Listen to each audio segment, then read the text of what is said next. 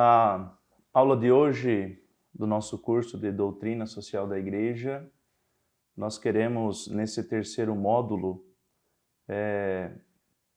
trabalhar um pouco sobre a compreensão da Igreja que se faz a partir da sua doutrina social a respeito do trabalho humano.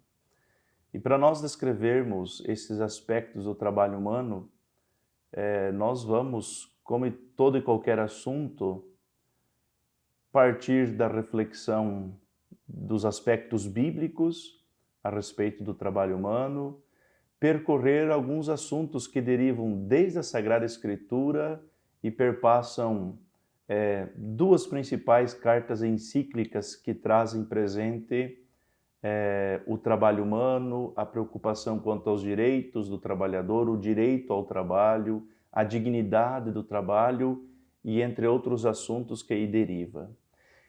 E neste mesmo assunto, deste módulo de hoje, nós veremos a respeito da propriedade privada e a destinação dos bens, a destinação universal dos bens. É sobre, resumidamente, isto que nós veremos neste terceiro módulo do curso que estamos fazendo de Doutrina Social da Igreja, partindo dos aspectos bíblicos e concluindo com a compreensão da propriedade privada e a destinação universal dos bens. Então vamos percorrer este caminho.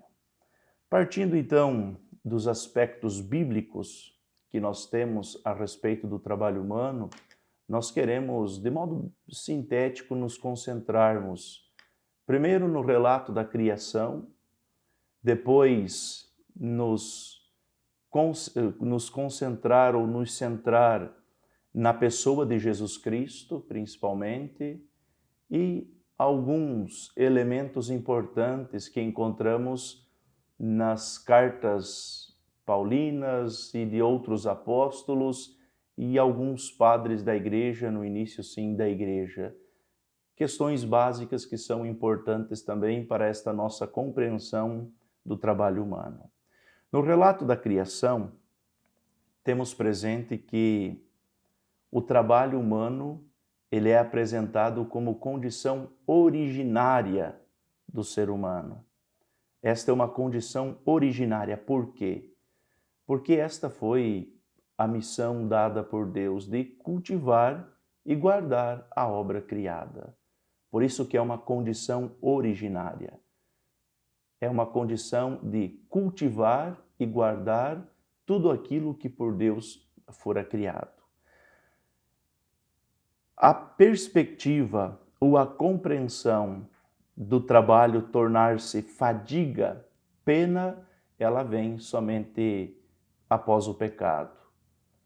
Pois, antes do pecado, o trabalho é uma condição originária próprio do ser humano. Após o pecado, o trabalho vai se tornando ou vai tendo a compreensão de fadiga e pena. E por isso que é importante a gente fazer uma pontezinha com uma pequena passagem do livro dos Provérbios. Por quê? Lá no livro dos Provérbios, nós encontramos que o trabalho é a fonte de todas as riquezas. O trabalho é a fonte de todas as riquezas. Porém, o que consiste a sabedoria neste aspecto do trabalho? A sabedoria consiste em não tornar o trabalho um Deus, isto é, o idolatrá-lo. Mas a sabedoria consiste em reconhecer, ter presente que o trabalho é fonte de todas as riquezas, mas ao mesmo tempo reconhecer que Deus é a origem e o fim do ser humano, não o trabalho. É Deus a origem e o fim do ser humano. Então, esta relação com o livro dos Provérbios, o trabalho é um aspecto originário. Temos isto do relato da criação. Não podendo esquecer que a sabedoria é conceber que Deus é a origem e o fim do ser humano e não o trabalho. Por isso que o cuidado para não idolatrá-lo, para não tornar ou substituir o Deus como sendo o trabalho. E por último aspecto do relato da criação, o repouso sabático, né? O repouso sabático como elemento importante que nós temos deste relato. Do relato da criação, a gente vai nos fixar na pessoa de Jesus Cristo, né? Da pessoa de Jesus Cristo, nós vamos percebendo primeiro que Jesus reconhece a necessidade e a importância do trabalho, algumas parábolas, no contato dele com os discípulos. Jesus também se coloca como um trabalhador, Então, alguns elementos importantes nesta dimensão do trabalho humano a partir da figura de Jesus Cristo. Então vejamos, na parábola dos talentos, por exemplo, o que Jesus faz? Ele enaltece o servo fiel e prudente, que multiplicou os talentos e repreende o servo que escondeu. Então, veja só, na parábola dos talentos nós temos presente, né, o quanto que é importante e necessário o trabalho. Ele enaltece o servo fiel e prudente que multiplicou os talentos que recebeu e repreende aquele que escondeu.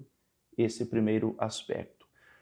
Mas também na relação com os seus discípulos, Jesus chama os discípulos para quê? Para trabalhar na messe. Mateus 9, 37 e 38. E qual que era a função desses discípulos? A função deles era evangelizar. Então, Jesus chama também os discípulos a trabalhar na messe. E esta função, este trabalho é a evangelização. E outro aspecto lá em Lucas 10, 7, importantíssimo. A partir desta necessidade e importância do trabalho em Jesus Cristo, em Lucas 10, 7, Jesus nos traz presente um princípio geral a respeito do trabalho humano, que é o operário é digno de seu salário. Este é um princípio geral que nós já encontramos nesses elementos na pessoa de Jesus Cristo e principalmente a partir das suas parábolas, dos seus ensinamentos, a partir da sua vida pública. Este princípio geral, o operário é digno de seu trabalho. Mas também Jesus chama atenção como o livro dos Provérbios que nós ouvimos anteriormente. Jesus chama atenção para quê? Para que a gente também não se deixe escravizar pelo trabalho. Lembram lá, livro dos Provérbios? A sabedoria consiste em não tornar o trabalho um Deus, ou idolatrá-lo. O trabalho é fonte de todas as riquezas, mas não podemos substituí-lo, colocá-lo como se fosse um Deus. E Jesus chama atenção também. Em alguns relatos, Jesus vai chamando atenção para que não nos deixamos escravizar pelo trabalho. Porque ele vai declarando, Mateus 6, 19 a 21, buscar as coisas do alto, cultivar os tesouros do céu, porque os tesouros da terra se consomem. Olha o convite que Jesus vai fazendo. O trabalho é importante, mas também temos que fazer o quê? Buscar as coisas do alto, cultivar os tesouros do céu, porque os tesouros da terra se consomem. Lembram também do relato de Marta e Maria? Marta está lá fazendo os seus afazeres e Maria está com Jesus. E Jesus chama a atenção de Marta. Marta, Marta, tu andas agitada e preocupada com tantas coisas. Então, este convite de Jesus para não deixar se escravizar pelo trabalho, porque o convite de Jesus é buscar o reino dos céus. Esse que é o convite que Jesus faz, a busca do reino dos céus. E aí nós vamos também percebendo que Jesus se apresenta como trabalhador. Primeiro, na casa de seu pai. Ele viveu numa casa de carpinteiro e dedicou-se a esse trabalho manual também, na casa do seu pai. Jesus também descrevia a sua missão como um trabalho. Isso nós vamos percebendo nos textos do Evangelho, aonde que Jesus trabalhou incansavelmente para libertar o ser humano da doença, do sofrimento, da morte e da escravidão. Então, da pessoa de Jesus Cristo nos fica esta importância e necessidade, o convite para não se deixar se escravizar pelo trabalho e outro sim, Jesus se coloca como um trabalhador, mesmo na casa do Pai, com o trabalho manual, mas também colocando a sua missão como um trabalho incansável de libertar o ser humano da doença, do sofrimento, da morte e da escravidão. Nas cartas paulinas, também nós vamos encontrando algumas referências importantes. Vamos lá, a primeira recordação que nós encontramos em 2 Tessalonicenses, no capítulo 3. Paulo fala assim: nenhum cristão deve sentir-se no direito de não trabalhar. É a primeira recomendação de Paulo. Nenhum cristão deve sentir-se no direito de não trabalhar.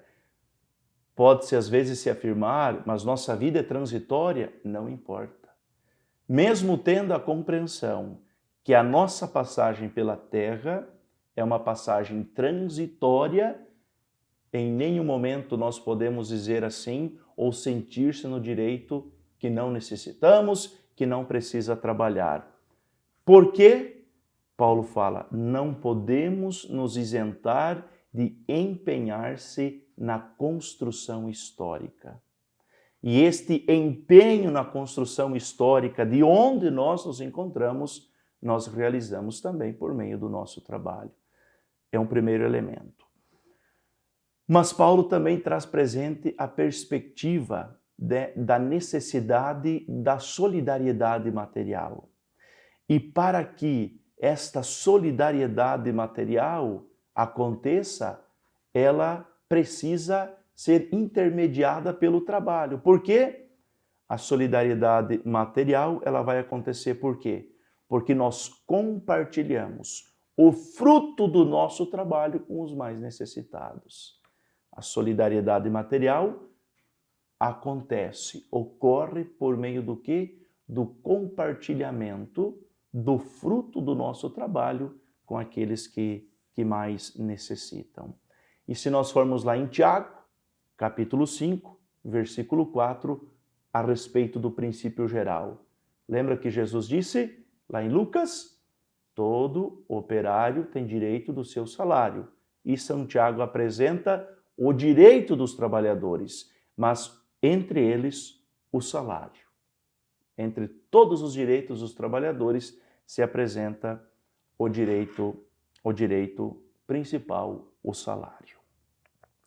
Dos padres da igreja, vamos aqui tocar em dois elementos, bem resumidamente. Primeiro deles, mediante o trabalho, o homem participa da governança da obra criada com Deus.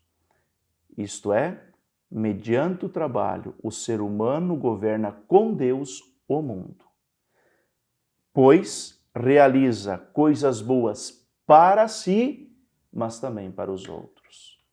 Então, o trabalho também nos coloca numa perspectiva de participação com Deus da governança do mundo. Esta obra criada por Deus e nós, com o nosso trabalho, ajudamos nessa governança para o bem de si, mas também para o bem dos outros. E um segundo elemento, o cristão é chamado a trabalhar não só para conseguir o pão, mas também para a solicitude para com o próximo mais pobre. O cristão é chamado para trabalhar não só para conseguir o seu pão, mas também para a solicitude daquele próximo que mais necessita. Então, percebemos que até então nós percorremos este primeiro elemento a respeito do trabalho humano, os aspectos bíblicos, concluindo com estes elementos dos padres da igreja, esses dois elementos dos padres da igreja. Adiante, nós entraremos naquilo que é a reflexão a partir das cartas encíclicas que refletem a partir do trabalho. Dentro desta perspectiva do trabalho humano, duas cartas encíclicas sobre o trabalho que são importantes e vale a pena nós ressaltarmos, e é sobre elas que nós queremos organizar o que nós veremos adiante. A primeira delas é a carta encíclica Rerum Novarum, do Papa Leão XIII, em 1891. As razões, os destinatários dessa carta encíclica foi os operários, porque eles estavam mergulhados em um lodo de exploração. E esta carta encíclica tinha este objetivo, a defesa da dignidade do trabalho e do direito dos trabalhadores. Esta carta encíclica Rerum Novarum. Na celebração dos 90 anos da carta encíclica Rerum Novarum, o Papa João Paulo II publicou a carta encíclica Laborem Exercens, sobre o trabalho humano. Então, nesta carta encíclica do Papa João Paulo II, nós temos presente qual que é a centralidade do problema social. E João Paulo II apresenta o trabalho. A partir destas duas cartas encíclicas é que a gente vai se fixar a nossa reflexão sobre o direito ao trabalho, a dignidade do trabalho, o direito dos trabalhadores e a solidariedade entre os trabalhadores. E delas também vão emergindo o outro assunto que temos presente, que é a propriedade particular e a destinação universal dos bens. Então vamos lá, a dignidade do trabalho. 5 temas centrais para nós descrevermos a respeito da dignidade do trabalho. Primeiro, a relação da dimensão subjetiva e objetiva do trabalho. Segundo, a relação entre trabalho e capital. Terceiro, o trabalho como título de participação. Quarto, o repouso festivo. E o quinto é o trabalho e propriedade privada. Porém, este quinto assunto nós deixaremos para um segundo capítulo. Nesse momento, nos fixaremos sobre quatro temas a respeito da dignidade do trabalho. Relação subjetiva e objetiva, trabalho e capital, trabalho como título de participação e também o repouso festivo. Então vamos para a relação dimensão subjetiva e objetiva do trabalho. Qual que é o aspecto objetivo do trabalho? Podemos resumidamente dizer que o aspecto objetivo do trabalho é o conjunto de atividades, recursos, instrumentos e técnicas que são utilizadas para produzir. Este que é o aspecto objetivo. Os meios, os instrumentos, aquilo que nós utilizamos para produzir, o conjunto de todas essas atividades. E o aspecto subjetivo é a pessoa, o sujeito, o homem com seu agir, com o seu dinamismo. Esta que é a relação subjetiva e objetiva. Objetiva, instrumentos, meios, os conjuntos, o conjunto de atividades que se utiliza para produzir. E aí nós temos uma variedade imensa e também como que isso vai mudando com o tempo. Ao longo da história, esses meios vão mudando.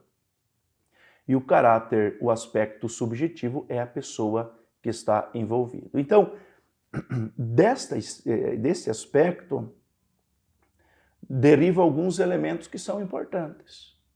Alguns elementos que são importantes para a questão do trabalho humano. Primeiro, no centro da compreensão do trabalho está uma pessoa. O centro da compreensão do trabalho está uma pessoa. Aqui há uma hierarquia de valores. Uma hierarquia de valores. O centro não é os meios, as técnicas, os instrumentos, mas é a pessoa humana. Então, assim, podemos dizer assim, que numa hierarquia de valores, a dimensão subjetiva sobrepõe a dimensão objetiva. Uma hierarquia de valores. A pessoa humana sobrepõe os instrumentos, os meios e o conjunto de atividades que utilizamos para construir. Deste modo, a gente vai também percebendo que o trabalho, ele é realizado pelo ser humano e destinado para quem? Para o próprio ser humano. O trabalho é realizado pelo ser humano e é destinado para o próprio ser humano. Este é um aspecto fundamental. E outro elemento importante, o trabalho possui uma natureza social. Este elemento é importante, desta relação subjetiva e objetiva. Por que que ele possui uma natureza social? Porque trabalhar é um trabalhar com os outros e um trabalhar para os outros. Este aspecto é fundamental na perspectiva do trabalho.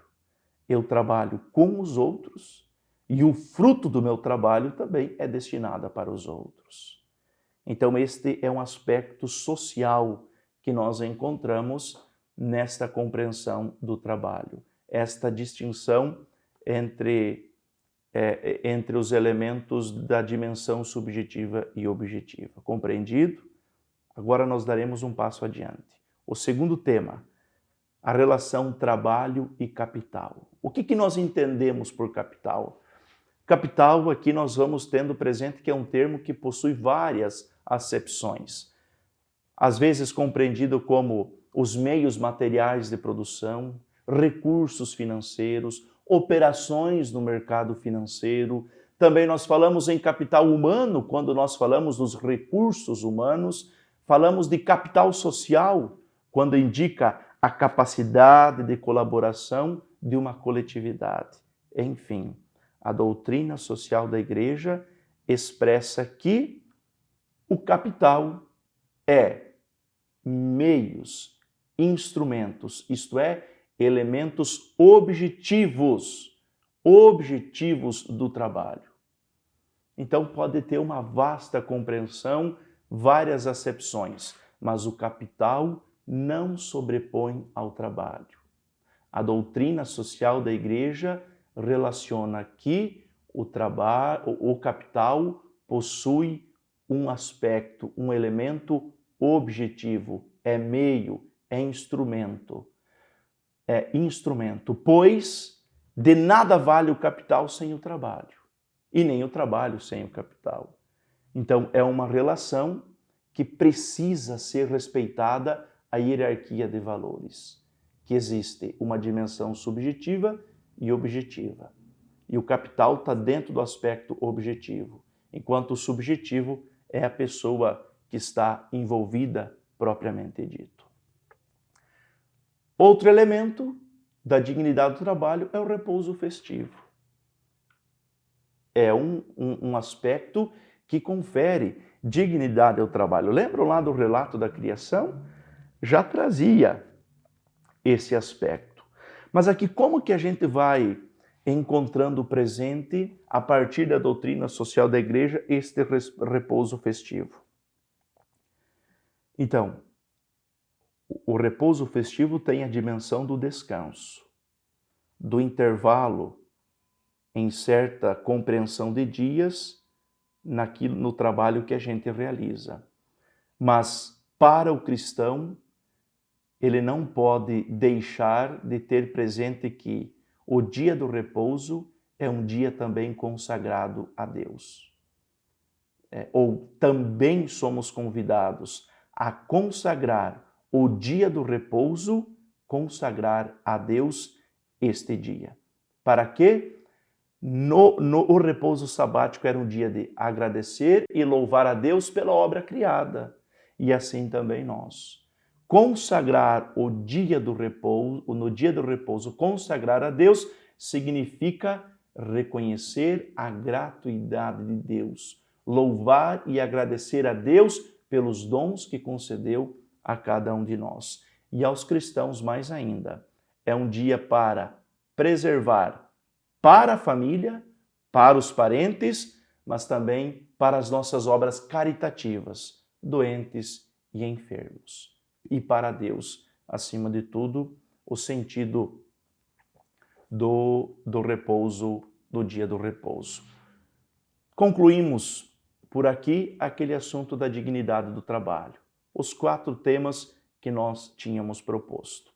Agora daremos um passo avante, e este passo que nós iremos trabalhar agora é a respeito do direito, o direito ao trabalho. Isto mesmo, o direito ao trabalho. Este aspecto é importante. Todo ser humano, por sua natureza e vocação, possui o direito ao trabalho.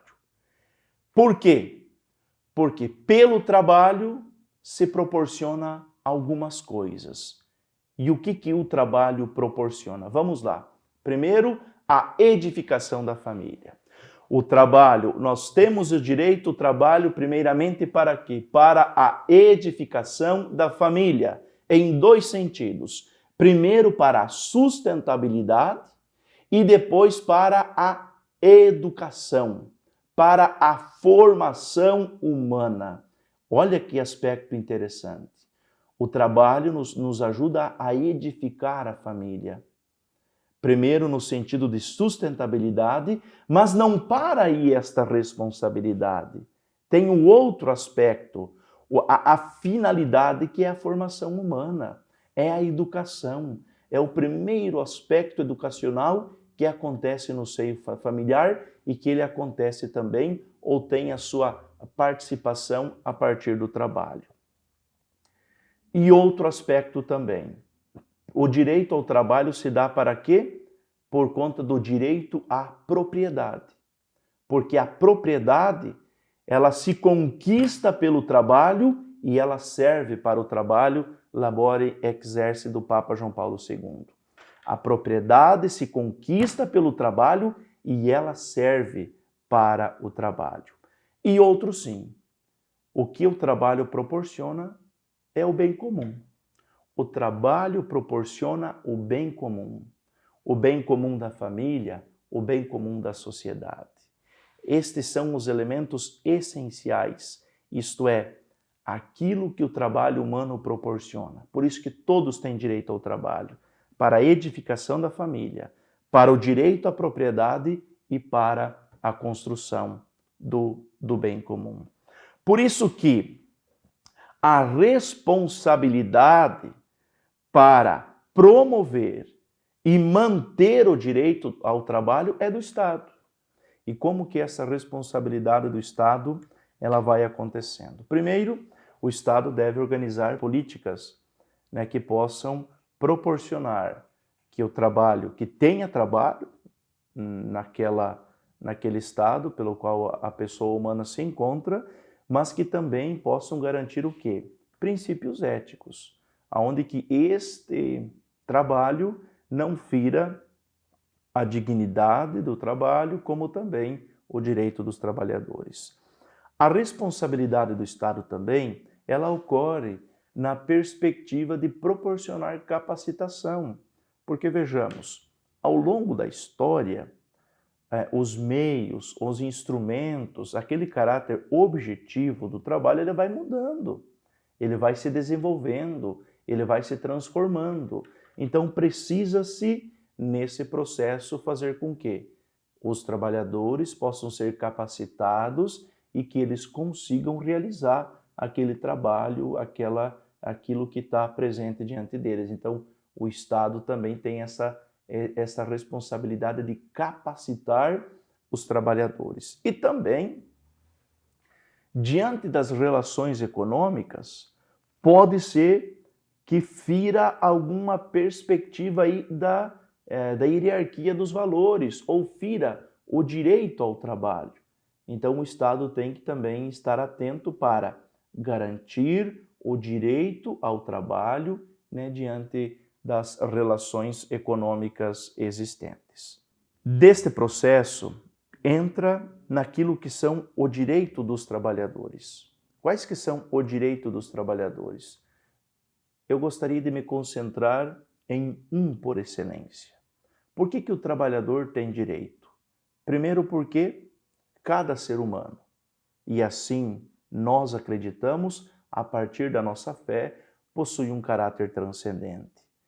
Cada ser humano foi criado à imagem e semelhança de Deus. E este caráter transcendente faz com que o ser humano deva ser respeitado na sua dignidade. Por isso que entre todos os direitos dos trabalhadores, a carta encíclica Laborem Exercem do Papa João Paulo II, aquela que foi escrita para comemorar 90 anos da Rerum Novarum, ela traz entre todos os direitos um fundamental, a justa remuneração. E o que nós entendemos por justa remuneração? Que seria o salário propriamente dito. Então, a remuneração do trabalhador deve proporcionar como que deve ser medido o seu equilíbrio. Deve proporcionar ao trabalhador o quê? Que ele possa usufruir dos bens de uso comum. Então, a justa remuneração se equilibra a partir disso. Onde que a pessoa trabalha, mas ela pode usufruir dos frutos do seu trabalho. Porque o trabalho, ele proporciona os frutos da produção humana. Então, a justa remuneração tem que fazer com que aquele trabalhador ele possa usufruir dos bens de uso comum.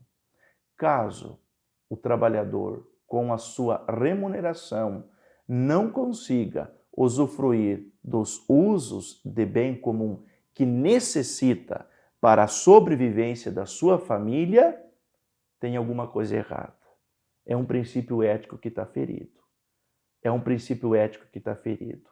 Então, em nenhuma hipótese, para a doutrina social da Igreja, entre os direitos, a justa remuneração, ela deve ser medida por aí. O trabalhador, com a sua remuneração, deve usufruir dos usos de bem comum. A sustentabilidade da sua família acima de tudo. Então, com o trabalho, com esta remuneração, o trabalhador precisa sustentar a sua família, mas ao mesmo tempo proporcionar uma educação adequada aos filhos. Por quê? Para o bem da sociedade. Quando o trabalhador não consegue manter a sua família com o que ganha e também não consegue oferecer uma educação adequada para os seus filhos, qual que será a consequência? A consequência será presente lá no meio da sociedade propriamente dito. Então, a doutrina social da Igreja nos proporciona esta reflexão. Entre todos os direitos dos trabalhadores existe o direito da justa remuneração. E aqui eu só vou citar outros, entre eles o direito à maternidade, a assistência médica em questão de acidente, o repouso, a aposentadoria para a velhice, a promoção de um ambiente de trabalho que exerça um cuidado em que sentido? Em sentido físico, mas também psicológico. Físico e psicológico. E por último, o cuidado assistencial dos desempregados. Então aqui só esses outros direitos que vão se derivando, né, a partir daquilo que nós refletimos sobre a doutrina social da Igreja. Mas queremos nos fixar nesta perspectiva da justa remuneração. Porém, nós falamos antes que o Estado tem a responsabilidade de manter e promover o trabalho. Porém, os trabalhadores também podem realizar esta mesma esta mesma missão. E esta união dos trabalhadores, esta união entre os trabalhadores para promover e manter o trabalho, nós chamamos de solidariedade entre os trabalhadores. E esta solidariedade entre os trabalhadores, elas vão surgindo a partir do quê? A partir do estabelecimento de vínculos. E aqui vão surgindo o quê? O direito a associações e o direito também aos sindicatos, que são elementos concretos desta associação, deste vínculo entre os trabalhadores para manter e promover o trabalho. Porém, eu quero refletir de modo especial a respeito dos sindicatos. O que são os sindicatos? A doutrina social da Igreja nos fala que os sindicatos são meios para garantir os interesses vitais dos homens na sua totalidade e diante da especificidade das profissões. Resumindo, os sindicatos são um meio para garantir os interesses vitais da pessoa humana, dos homens. São um meio, né? Então, é um meio fundamental neste vínculo entre os trabalhadores para defender os seus interesses. Agora, qual que é o aceno que a doutrina social da Igreja fala sobre os sindicatos? Ao longo da história, os sindicatos surgiram e se concretizaram a partir de uma perspectiva de luta de classes. Uma luta entre os empregados com os empregadores. E lá na Labora Exercis, no número 20, o Papa João Paulo II é incisivo. Não é este o pensamento da doutrina social da Igreja. Os sindicatos não são a luta entre classes, uma luta entre empregados e empregadores. Os sindicatos, eles devem ou têm a missão muito importante do que? Salvaguardar a justiça social. E esse salvaguardar a justiça social, ela não é empenho só dos empregados ou só dos empregadores. Ela é empenho de todos. Por isso que, em vez de uma perspectiva de luta de classes, a Igreja propõe de que se tenha um ponto comum. E o ponto comum seja o quê? A justiça social. Então seria a união dos empregados com os empregadores para uma finalidade: promover, proporcionar a justiça social. Este que é o pensamento da doutrina social da Igreja sobre os sindicatos acima de tudo. Por quê?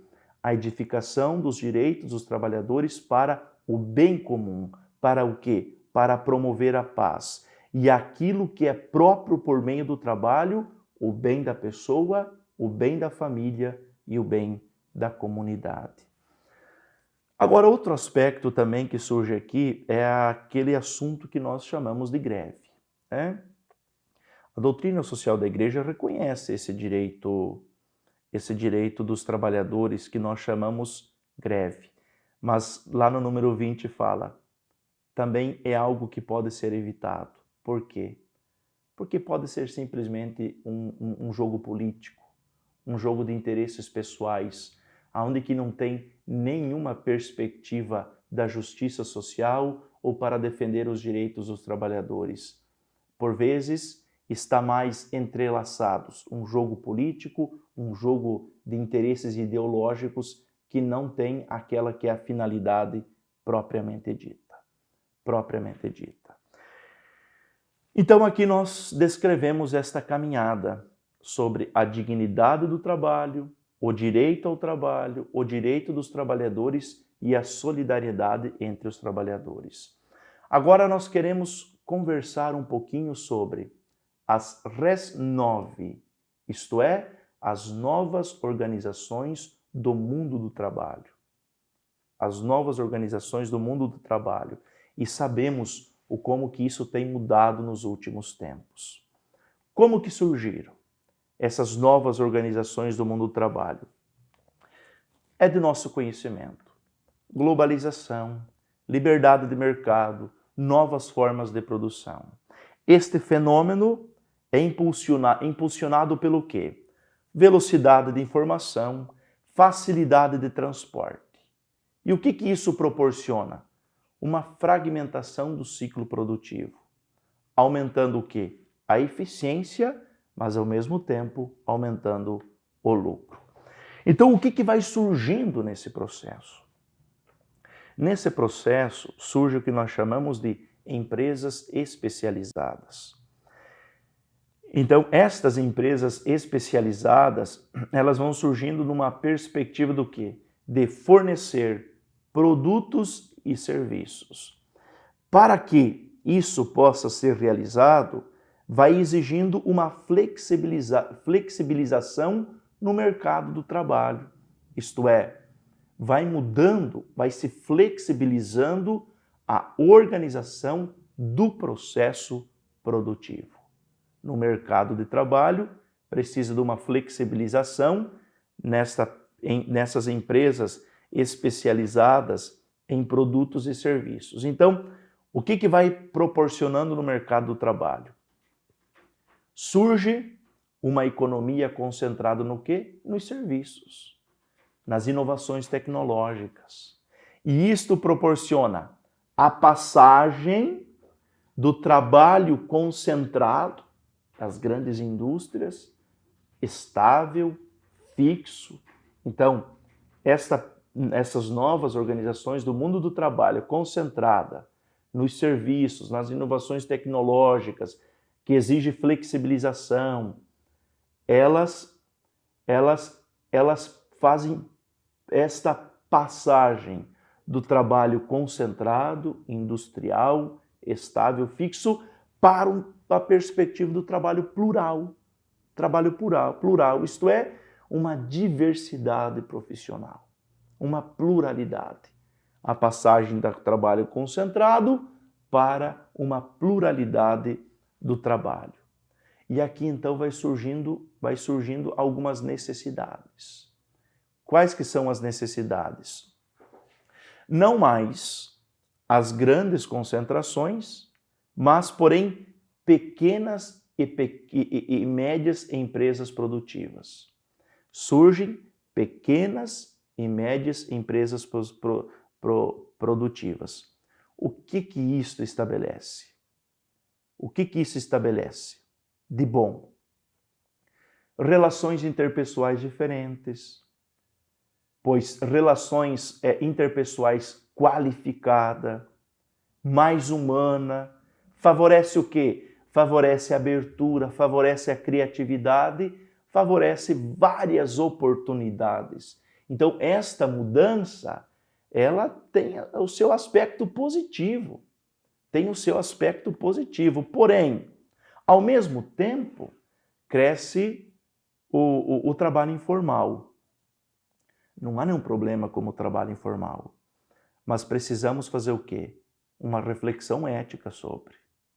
Uma reflexão ética. Não há problema, mas o trabalho informal aumenta o crescimento econômico? Sim, mas também precisamos ter uma reflexão ética. Qual que é a reflexão ética? Hierarquia dos valores, lembra? Dimensão objetiva e subjetiva. Mesmo nessas novas organizações do mundo do trabalho, precisamos estabelecer esta relação de que a dimensão objetiva são os meios, os instrumentos e existe o sujeito, que sobrepõe a dimensão objetiva. Então, por isso, esta reflexão ética que vai se dando primeiro. Porque o aumento do trabalho informal denuncia o quê? A ausência de profissionalização especializada. De quem que é essa missão? É do Estado. Então, o trabalho informal faz com que fique escancarado que há um déficit de profissionalização especializada. E esta profissionalização é responsabilidade do Estado. Então tem alguma coisa que não está acontecendo. Não está acontecendo. Alguém não está fazendo aquilo que é sua função. Segundo, esse trabalho informal, lembra que nós falamos entre os direitos ambiente de trabalho, que proporciona o quê? Uma preocupação física, um ambiente favorável físico e psicológico. Porém, esta informalidade pode trazer precariedade nas condições de trabalho. Pode trazer algumas precariedades. Enfim, diante desta realidade, volta-se àquilo que nós falamos.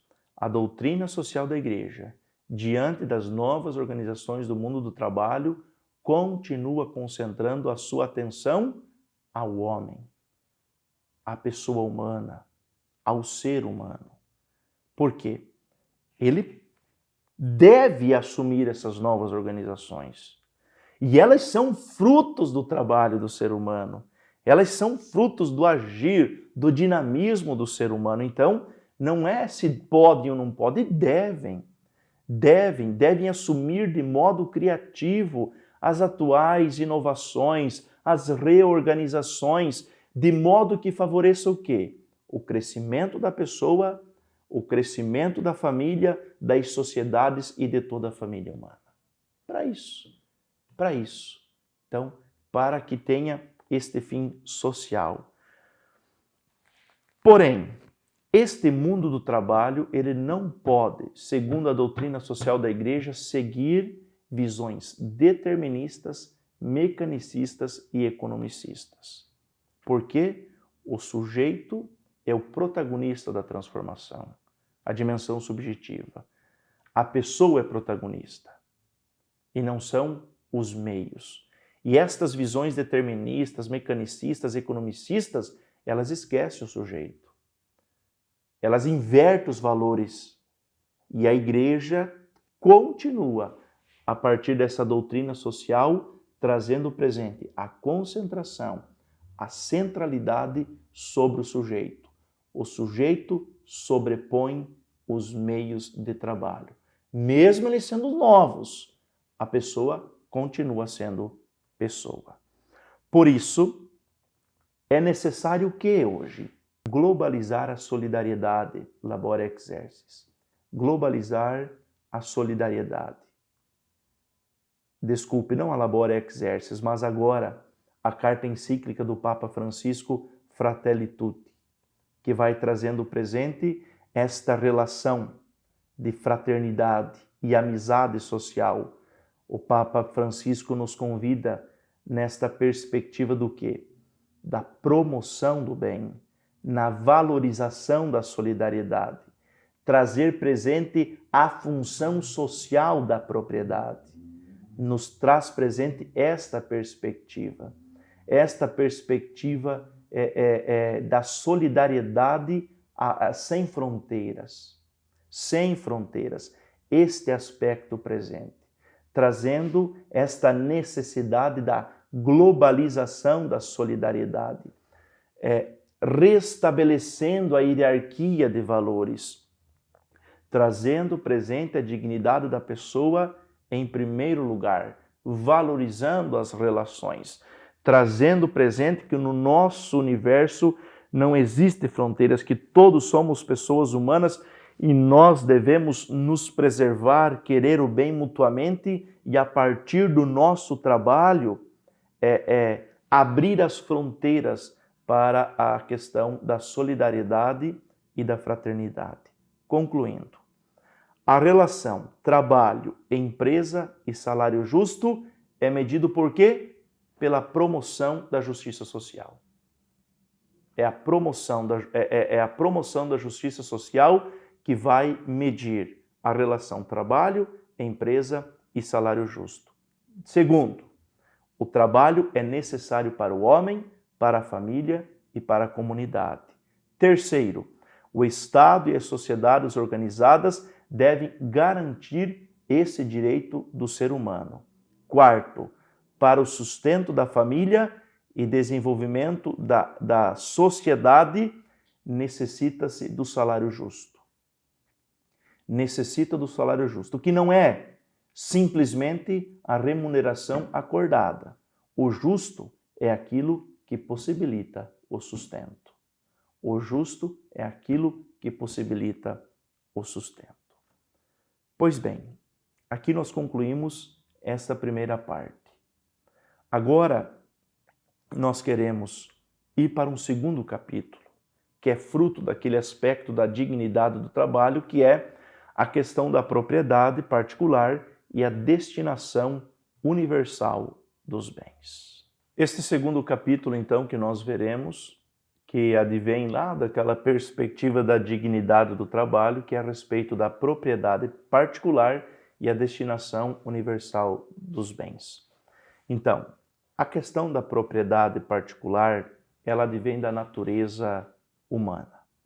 Então, nós vamos descrever esta questão em cinco pequenos elementos. Primeiro, Deus destinou a terra, com tudo o que ela contém, para o uso de todos os homens, de tal maneira que os bens criados devem bastar a todos com equidade.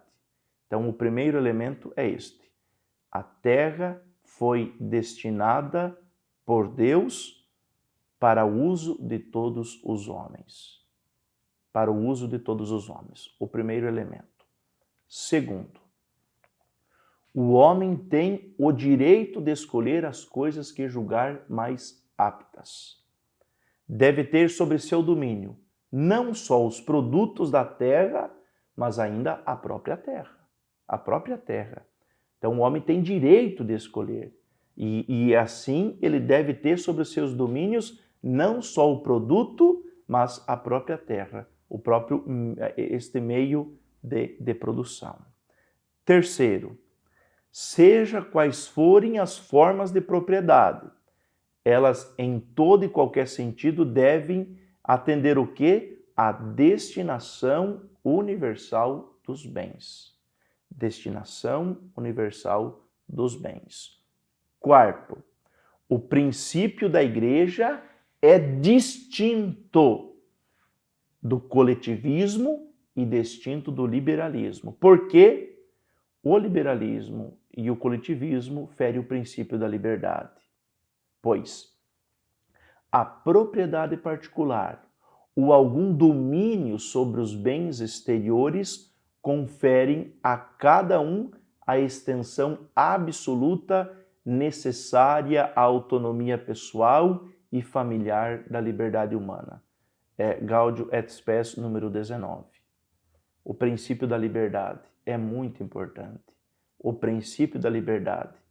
Então, a cada um cabe esta perspectiva da autonomia pessoal. E quinto, a tradição cristã também não defende que a terra seja um bem intocável.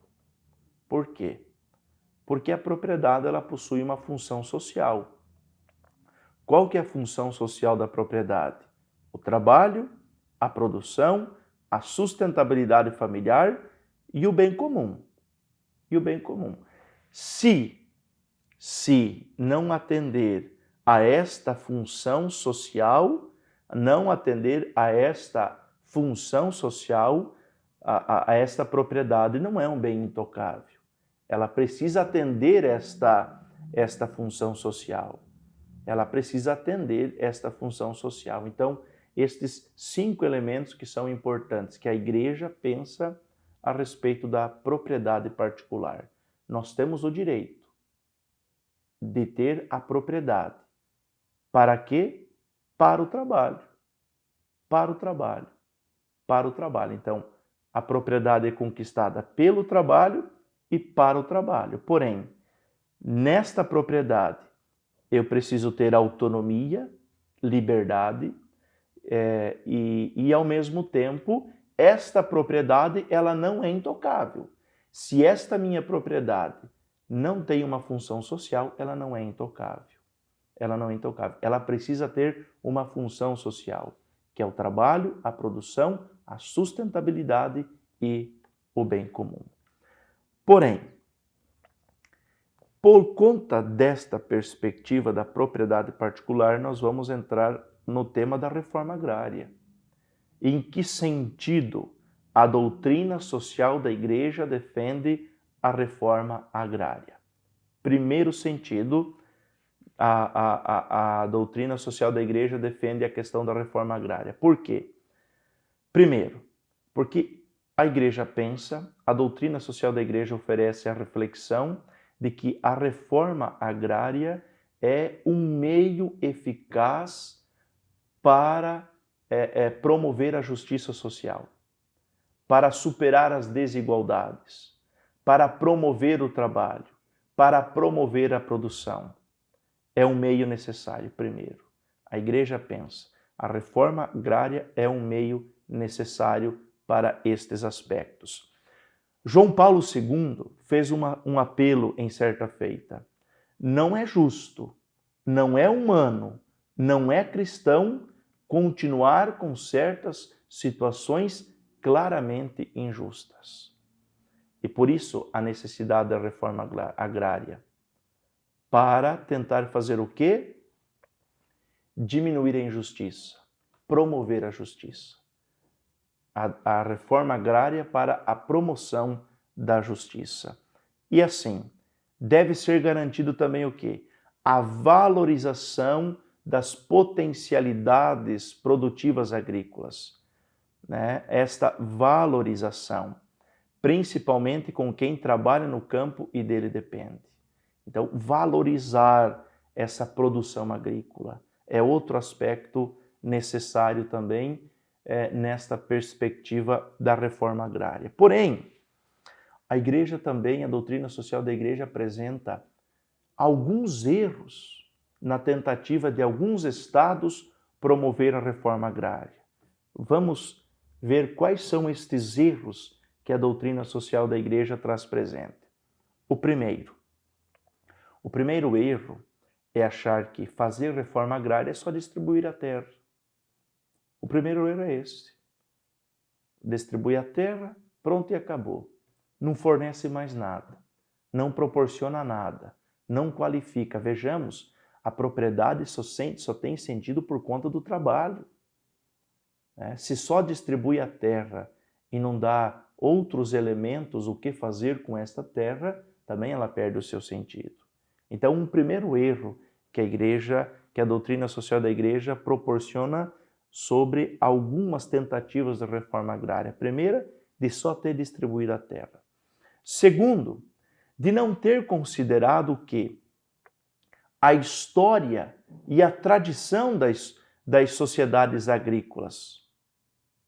E porque não considerar a história e a tradição das sociedades agrícolas proporcionou estruturas fundiárias. Favoreceu as estruturas fundiárias. Terceiro, um erro muito grave, a corrupção e o servilismo político. Se utilizar da reforma agrária para promover o interesse pessoal corrupto e também o servilismo político, de oferecer coisas sem esperar nada em troca. Simplesmente um servilismo político, sem proporcionar uma capacitação e sem exigir uma produção propriamente dito. É o terceiro erro que a doutrina social da Igreja apresenta. E o quarto, a presença dos interesses estrangeiros. Este é um quarto erro que a doutrina social da Igreja traz presente sobre algumas tentativas de reforma agrária. Por isso que a doutrina social da Igreja proporciona o quê? 3 ações distintas. Quais são estas ações? Primeira ação em nível jurídico. Segunda ação em nível de políticas econômicas. E a terceira ação em nível de políticas públicas. Então vamos lá. Uma primeira ação é em nível jurídico, isto é, leis adequadas para se manter e proteger a difusão efetiva da propriedade particular. Então, nível jurídico, leis adequadas para manter e proteger a difusão da propriedade particular. É algo importante que precisa ter.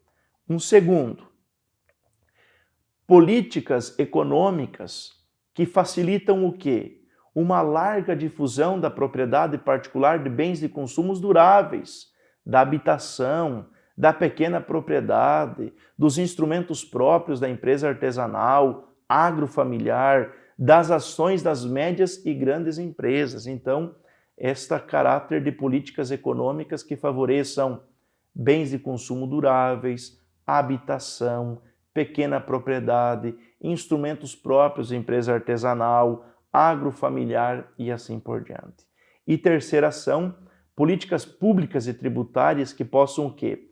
Assegurar a continuidade da propriedade dos bens no âmbito da família. No âmbito da família. Este elemento de políticas públicas e tributárias que possam assegurar a continuidade da propriedade dos bens no âmbito familiar. Estas três ações distintas que a doutrina social da Igreja oferece neste âmbito da reforma agrária.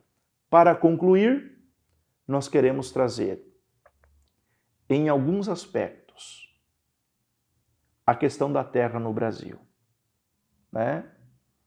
Então, no Brasil, nós percebemos que tivemos, a respeito da reforma agrária, avanços e máculas ao mesmo tempo no processo da reforma agrária.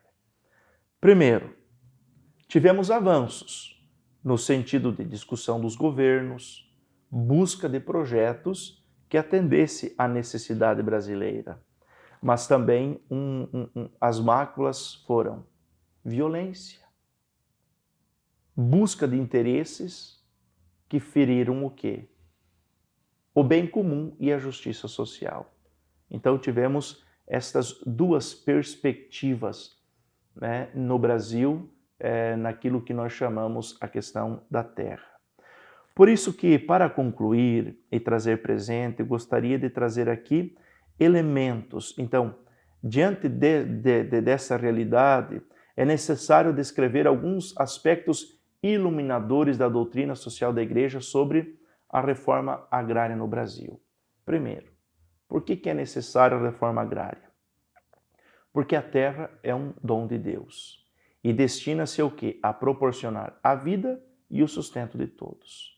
Este aspecto é fundamental. Segundo, como a terra é um meio de produção e sustento, ela deve favorecer o quê? Sua justa e ampla distribuição, facilitando o acesso estável a ela por parte de todos os que queiram e possam torná-la produtiva. Então deve-se favorecer sua justa e ampla distribuição a quem quer produzir. A quem quer produzir. Isto é um aspecto. A terra é para isso. É o meio de produção e sustento. Se tem quem quer produzir e se sustentar por meio da terra, ela precisa também ser favorecida a esta questão. Um outro elemento. Terceiro elemento sobre a questão da terra no Brasil, essas questões iluminadoras da doutrina social da Igreja. Também, por esta razão, né, o homem, ele possui o quê? O homem que possui legitimamente as coisas materiais não as deve ter só como próprias dele. Então vamos dizer assim, tem aspectos que naquela perspectiva a propriedade tem a finalidade do bem comum. Então, e tem a questão da justiça social. Então, a propriedade, ela deve atender este bem comum, né? Este bem comum, que a propriedade não deve servir somente para mim, mas ela também deve servir para os outros. Então, na propriedade, eu trabalho não só para mim, eu trabalho também para os outros. E esse é um terceiro aspecto, de que aqueles elementos não são simplesmente somente para mim, propriamente, né? Mas ela deve atender esse aspecto comum também. Um quarto elemento. Aonde tem injustiças, isto é, condições iníquas, pobreza, a reforma agrária representa não só um instrumento de justiça distributiva e de crescimento econômico, mas também é uma sabedoria política. E esta que é a questão do Brasil, né? Por vezes, diante de realidades de pobreza, a reforma agrária também ela possui esta sabedoria política. Por quê?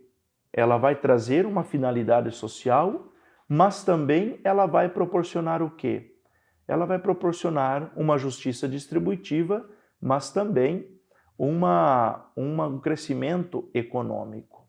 Um crescimento econômico. Por isso que outra luz da doutrina social da Igreja é sobre o modo errado de fazer essa perspectiva da reforma agrária como ocupação da terra. A ocupação das terras é um sinal alarmante, que exige o quê? Uma atuação a nível social e político de soluções eficazes e justas, né? Então, a ocupação como meio da reforma agrária é um meio alarmante propriamente dito. Por isso que, para concluir,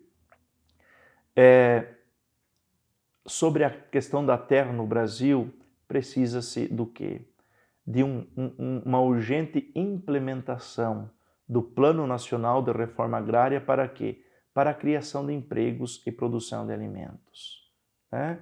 Para a questão da terra, necessita-se a urgente implementação do Plano Nacional de Reforma Agrária para a criação de empregos e produção de alimentos. Né? Diante desta realidade e desse pensamento na questão da terra no Brasil, pensado sim pela doutrina social da Igreja.